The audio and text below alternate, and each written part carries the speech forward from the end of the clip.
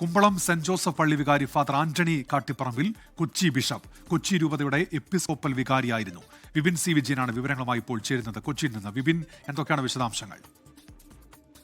ഉന്മേഷ്, 19 മാസത്തെ കാത്തിരിപ്പ് അവസാനിച്ചിരിക്കുന്നു. കൊച്ചി രൂപതയ്ക്ക് പുതിയ ഇടയൻ എത്തിയിരിക്കുന്നു. ഫാദർ ആന്റണി കാട്ടിപ്പറമ്പിൽ കൊച്ചി രൂപതയുടെ പുതിയ ബിഷപ്പായി ചുമതലയേറ്റു. ലിയോ 14 മാർപ്പാപ്പ വത്തിക്കാനിൽ നിന്നാണ് കൊച്ചി രൂപതയുടെ പുതിയ ബിഷപ്പിനെ പ്രഖ്യാപിച്ചത്. തുടർന്ന് ഫോർട്ട് കൊച്ചി ബിഷപ്പ് ഹൌസിലെ ചാപ്പലിൽ Varappuzha archbishop doctor Joseph കളത്തിപ്പറമ്പിൽ ഈ പ്രഖ്യാപനം നടത്തി. കുമ്പളം സെന്റ് ജോസഫ് പള്ളി വികാരിയും കൊച്ചി രൂപത കോടതിയുടെ ജുഡീഷ്യൽ വികാറുമാണ് ഫാദർ ആന്റണി കാട്ടിപ്പറമ്പിൽ. 19 മാസമായിട്ട് അവിടെ ഈ കൊച്ചി രൂപതയിൽ ബിഷപ്പ് ഉണ്ടായിരുന്നില്ല.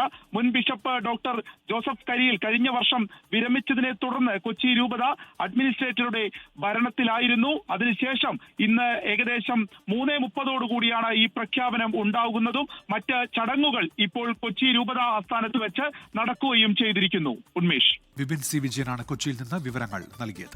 ലോകത്തെവിടെയായാലും ഏത് സമയത്തും 24 വാർത്തകളും ഓഗ്മെന്റഡ് റിയാലിറ്റി പാക്കേജുകളും എക്സ്പ്ലെയിനറുകളും വിശദമായി കാണാൻ ഞങ്ങളുടെ യൂട്യൂബ് ചാനൽ നിങ്ങൾക്ക് സബ്സ്ക്രൈബ് ചെയ്യാം.